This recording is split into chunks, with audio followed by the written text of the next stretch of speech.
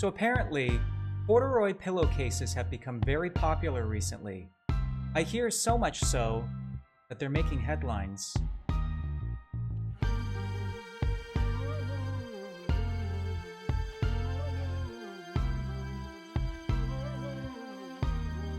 Welcome to Acquisition Pro Tips, where we seek to demystify and break down the essentials of government contracting so you can navigate the process with confidence. I'm Josh, a warranted government contracting officer, and in today's video, we are tackling wide area workflow invoicing, specifically using the combo document. I've been making videos recently geared towards mission partners and customer education, but today, I'm showing a little love for my vendors, especially those who've struggled to get their invoices through wide area workflow successfully. Now, I know invoicing can feel like a dark art, even for experienced contractors. PIEE and WAWF have a lot of menus, acronyms, and alerts that can make it feel like you're decoding an ancient script instead of submitting a payment request. But don't worry, that's why I'm here. I'll walk you through it step by step in plain English, using a sample contract so you can see exactly how each piece connects. By the end of this video, you'll know how to register for the right role in PIEE, read the WAWF clause in your contract, create a combo without the common pitfalls, understand alerts and warnings, how your cage code drives routing, how the process differs for foreign vendors, and the 3 electronic methods for submitting documents. So grab your coffee and let's get started. I'll be separating this video into 10 different sections to help you get through this process a little bit easier. So section 1, the vendor quick kit.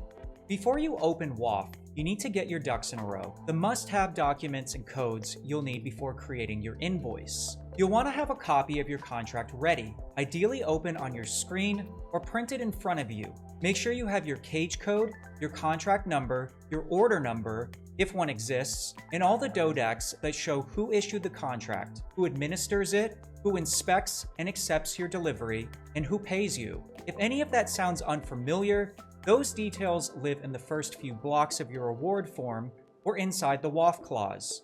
For our example, we're going to use Cinco Mobile Incorporated. I want to introduce you to a revolutionary new device, the new Cinco phone from Cinco Mobile.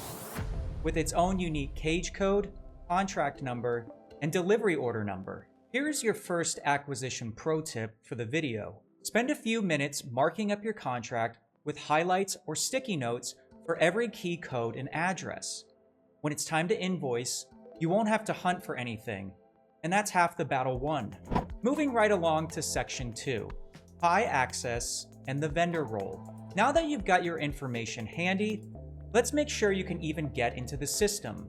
Every WAWF invoice starts in PIEE, the Procurement Integrated Enterprise Environment. If you don't already have an account, go to pie.eb.mil and register. When it asks for a role, request vendor. That's the key that unlocks access to WAWF. Once your account is active, verify that your cage code is linked to your vendor role. If it's not, you won't be able to create documents. And if your company is new or doesn't have a cage code yet, watch my first episode where I walk you through how to register your cage or NCage in sam.gov. If you're a foreign vendor, your NCage might not appear automatically. You'll just need to contact the PIEE help desk to have it added to the vendor group structure. Acquisition pro tip number 2, keep your PIEE account synced with sam.gov.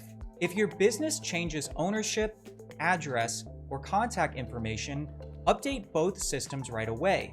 A mismatch between them can lock your account or delay your invoice. Section 3, reading the WAWF clause. Once you're in, you need to understand what kind of invoice you're supposed to create. This is where the WAWF clause in your contract comes in handy. Look for DFARS 252-232-7006, titled Wide Area Workflow Payment Instructions. This clause tells you exactly how to invoice, the document type, the routing codes, and whether inspection and acceptance happen at the source or destination.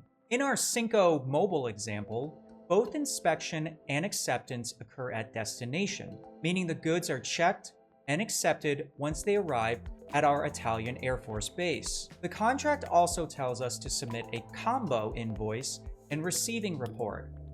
Acquisition pro tip number 3. Screenshot your WAWF clause and save it with your invoice files. If questions ever come up, you'll have the contract's exact invoicing instructions ready to reference. No guesswork, no delays. Section 4. Submission methods. Before we even start building the invoice, let's talk about the 3 ways vendors can send documents into WAWF.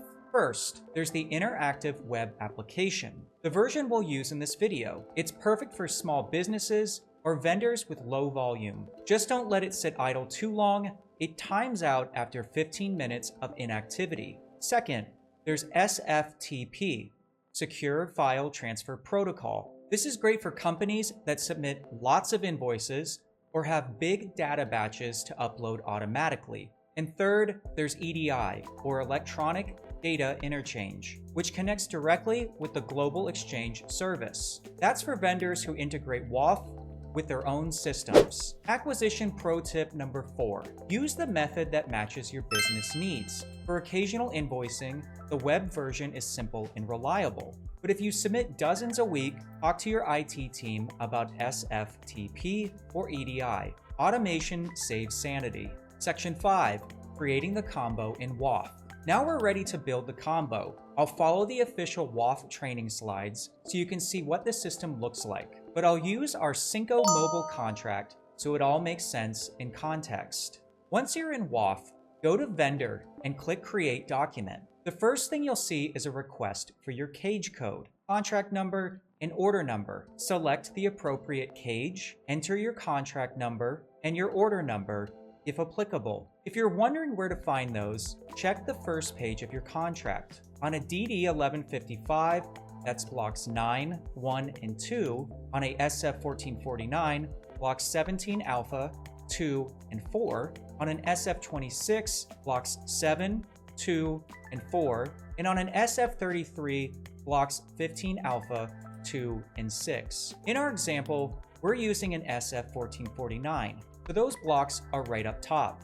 Once those are in, click Next. The next screen shows your Pay Official DODAC, which for us is F87700. That's the Defense Finance and Accounting Services DODAC, or DFARS. This office pays the invoice. Below that, choose Invoice and Receiving Report Combo as your document type. Then we'll move to the routing codes. From the WAWF clause in our contract, we'll input Issue by FA1234, administered by the same DODAC, inspect by INS001, and ship to, you guessed it, the same DODAC. These codes ensure your invoice travels to the right reviewers. Next, we'll confirm the header tab. For Synco Mobile's example, shipment number FONE0003, shipment date, invoice number Synco 9001, invoice date, today's date,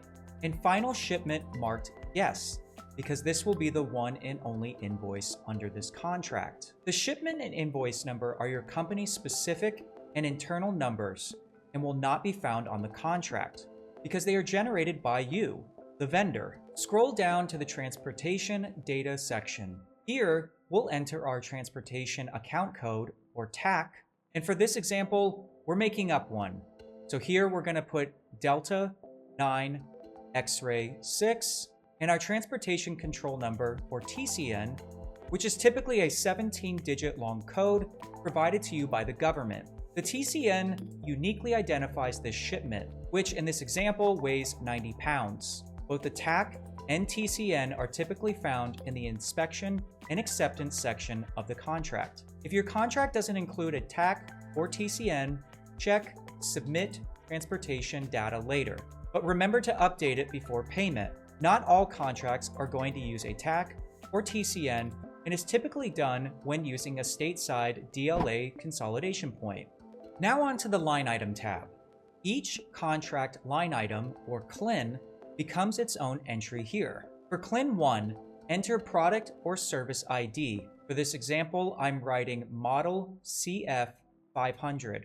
Qualifier PN for part number, quantity 3, as it's written in the contract, unit as each, and unit price and total amount as it's written in our contract, which matches it exactly. Then add CLIN 2, shipping and handling, product or service ID SHIP 001, qualifier FS for freight or shipping. Make sure the quantity, unit of issue, unit price, and total amount match exactly what's in the contract.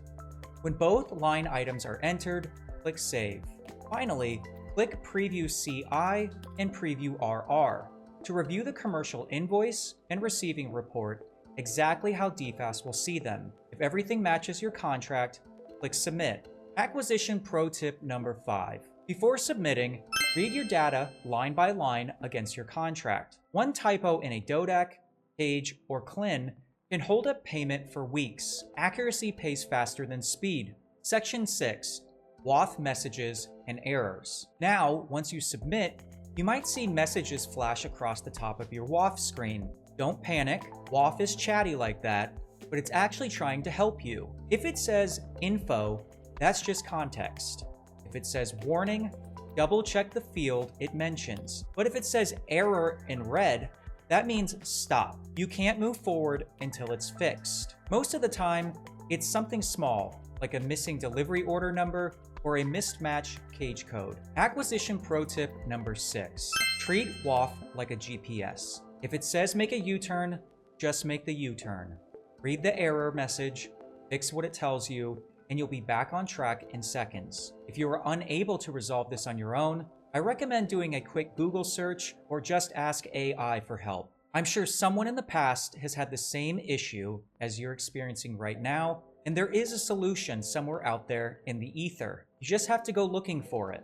Section 7. Cage codes. Let's talk about the cage code for a second. It's the backbone of your entire invoice. Cage code stands for commercial and government entity, and it's what ties your company's identity to your payment account. In this example, Cinco Mobile's cage code is 8Z9Q5, and it links directly to their hypothetical SAM.gov record. If you enter the wrong cage or your SAM registration expires, your invoice can't process.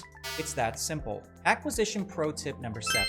Think of your cage like your business ID badge. If it's expired or doesn't match the record on file, you can't get in the building. Keep it updated every year and double check it before every invoice. Section 8.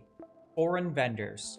If you're a foreign vendor, your process is almost identical, but you'll see a few extra fields for international data. You'll use an NCage code instead of a cage, and you'll need to confirm your currency matches what's in the contract. For example, if you're in Europe, you might invoice in euros, but the US contract likely specifies US dollars. Always align with what's written on the award. Acquisition Pro Tip number 8. If you're outside the US, submit early in the day. A same-day invoice in your time zone can timestamp as yesterday's in DFARS, and that can shift your payment clock by a full day. Section 9. Contract clauses and references. Now let's connect the dots and show where all these rules come from. Everything you're entering comes straight from the Federal Acquisition Regulation and its supplements. FAR 32.905 covers invoice context and process, while DFARS Appendix F and DFARS 252.246-7000 covers the material inspection and receiving report, the old DD 250, which is still part of the process behind the scenes. And DFARS 252.232-7006 is the WAWF Payment Instructions Clause. That's the one we've been referencing throughout the entire video. Acquisition Pro Tip number 9. Keep a one-page cheat sheet with the key clauses in your company's identifiers, your cage, UEI, and banking information. Tape it next to your desk. When someone asks why you're doing something a certain way, you can quote chapter and verse and end the debate right there. Section 10. The wrap-up and the next steps. Once you've hit submit, WAWF gives you a confirmation message. That means your combo document has been accepted into the system. DFARS and all your routing officials will receive notification emails. You can track your submission anytime by clicking History in the vendor menu. That shows you where your invoice is in the process, whether it's been accepted, rejected, or waiting for review. If your invoice is rejected, don't panic. Check the comments, correct the issue, and resubmit. You don't have to start from scratch. You can copy the rejected document and fix only what's wrong. And here is your final acquisition pro tip. When you're inputting the DODAC for the ship to information, be sure to not write the admin DODAC. Otherwise, your invoice will go to the contracting office's resource advisor's email and not the inspection or acceptance RA's email. Remember that, since this is an error on your part for inputting the information erroneously in the invoice, that the invoice does not incur interest. Also something to consider, neither party is aware that the invoice has been submitted, so will more than likely continue to sit in a random email inbox until you notice it's been a while and you ask yourself, hey, why haven't I gotten paid yet?